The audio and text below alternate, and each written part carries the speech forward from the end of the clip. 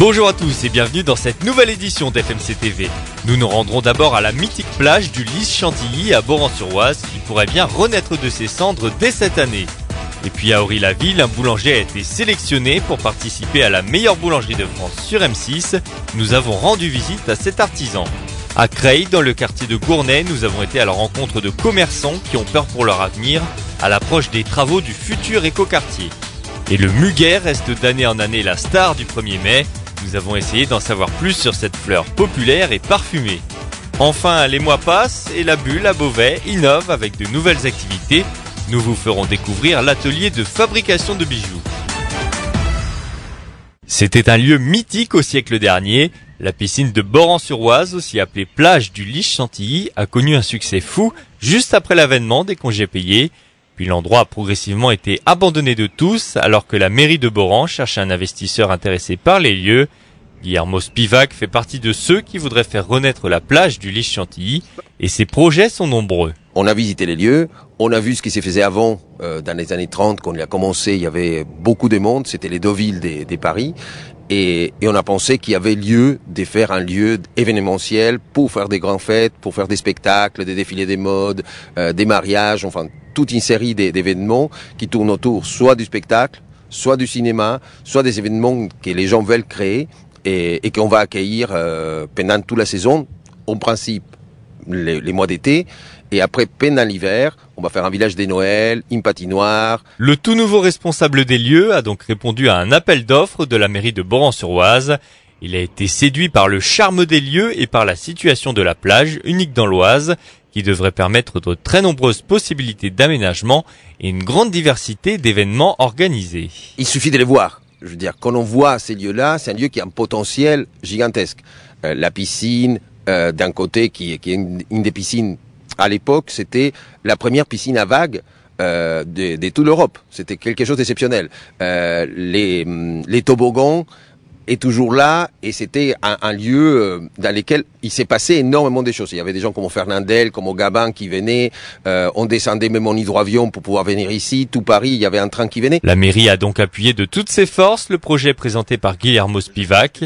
Ce dernier espère toutefois une implication plus large des administrations comme le Conseil général de l'Oise ou encore la région Picardie.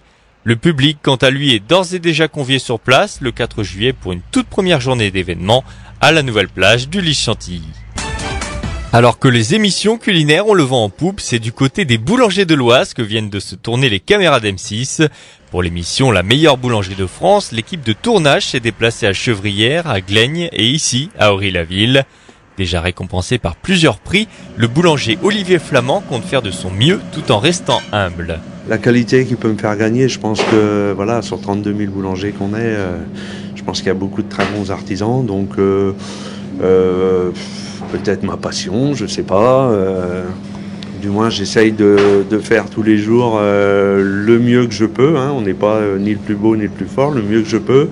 Essayer d'offrir la qualité tous les jours, travailler des bons produits nobles. Même s'il ne sait pas encore jusqu'à quelle étape il parviendra, l'artisan boulanger espère que l'émission permettra aux téléspectateurs d'aller ou peut-être de revenir chercher leur pain juste à côté de chez eux. J'attends pas des retombées personnelles, j'attends des retombées pour l'ensemble des boulangers de toute la France. Je voudrais qu'à travers ce concours, tous les clients consomment du pain de chez son petit artisan local, qu'il habite en ville, en banlieue, à la campagne, que chacun fasse vivre ses petits artisans dans son village et dans sa région. En attendant les prochains épisodes de la meilleure boulangerie de France, le candidat au titre peut compter à la fois sur son expérience et sur le soutien de sa clientèle. Mon petit cousin qui ne mange pas de gâteau, il en a pris une lamelle comme c'était pour un anniversaire. Résultat, il en a repris une grosse part après. Et pour vous dire, c'est une très très bonne boulangerie. Je sais qu'on a du monde qui vient d'un peu partout pour venir chercher les produits d'ici justement. Alors Olivier Flamand parviendra-t-il à hisser sa boulangerie au sommet de l'émission d'M6 ? Si l'avenir n'est pas écrit, on peut penser que l'artisan a toutes ses chances, avoir la passion de son équipe au travail et ses produits qui s'alignent derrière la vitrine. Ces derniers temps, des commerçants de la cour des usines à Creil sont inquiets. Alors que des travaux d'assainissement ont lieu juste devant l'entrée des entreprises, les professionnels ont manifesté leur mécontentement afin que les ouvriers du chantier laissent assez d'espace pour leurs clients. Une entrée a donc été aménagée tant bien que mal, mais c'est l'avenir qui fait le plus peur à ces enseignes du quartier de Gournay. Alors que la communauté d'agglomération crayoise devra bientôt raser les bâtiments dans le cadre de la rénovation du quartier, certains ne savent toujours pas où ils vont pouvoir retrouver un local. Le fait du plan de renouvellement urbain et de l'expropriation, moi, me gêne pas du tout. Le problème, c'est qu'on reste dans l'ignorance. On ne sait pas quand est-ce qu'on doit partir. On ne sait pas justement si on va avoir des dédommagements, surtout pour le secours populaire.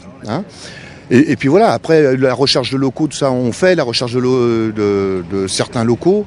La mairie nous a aidé, la mairie de Creil nous a aidé un peu là-dessus. La CAC aussi, on est en relation continuellement avec eux. Mais le problème, c'est que c'est la société Sequano qui nous reste dans l'ignorance. On ne sait même pas si on va être dédommagé ou on va avoir une aide. Voilà. Mais l'affaire a déjà été jugée par le tribunal de Beauvais qui a défini des sommes d'indemnisation pour les commerçants. De son côté, la CAC rappelle que la réhabilitation du quartier est d'utilité publique et que les locataires ont été prévenus. Ces derniers accusent aussi le propriétaire des locaux qui a vendu l'ensemble immobilier, selon certains, sans se soucier de l'avenir des commerçants locataires.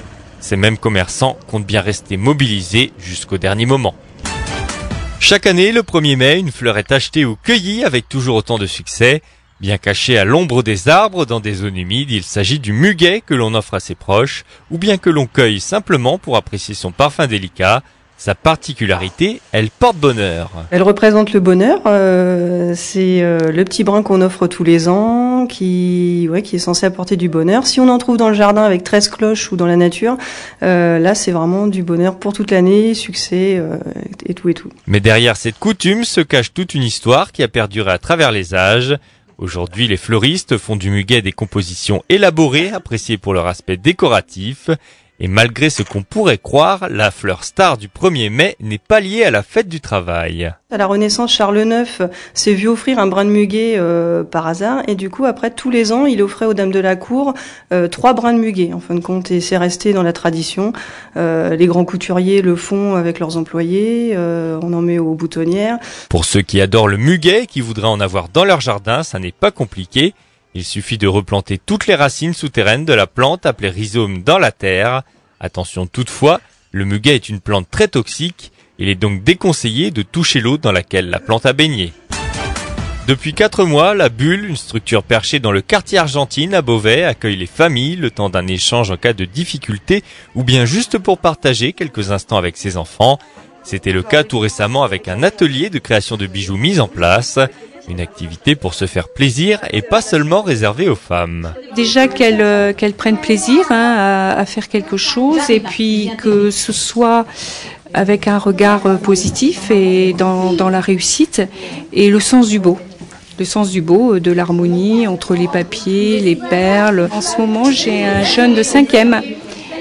Kevin, qui vient régulièrement et qui a réalisé en papier son vélo en miniature. Les personnes présentes ont donc réalisé minutieusement des bracelets ou bien des bagues. Et pour certaines, c'était l'occasion de prendre un peu de temps pour soi et d'apprendre des gestes à répéter par la suite. Cet atelier, en fait, personnellement, ça m'a permis de respirer un peu. J'ai 4 enfants et du coup, le fait qu'ils soient occupés à autre chose, je peux respirer un petit peu en apprenant à faire différentes choses que je pourrais plus tard reproduire à la maison avec les enfants parce que c'est pas du tout compliqué à faire. Un atout de la Bulle est aussi, à travers les activités qu'elle organise, de réunir parents et enfants en même temps. Tous peuvent ainsi faire de nouvelles rencontres lors du temps qu'ils passent dans la structure. Les personnes qui viennent se trouvent, en général, se sentent bien. Vous pouvez demander aux personnes qui sont là, mais reviennent et apprécient beaucoup de pouvoir passer du temps avec leurs enfants.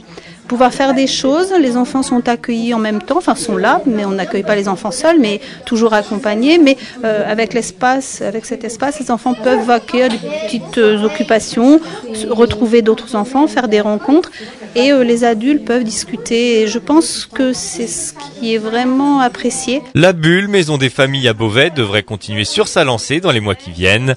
La structure devrait organiser un événement pour la fête des voisins et créer un livre de recettes participatives. Également, d'ici cet été, des sorties en vélo dans Beauvais seront peut-être mises en place.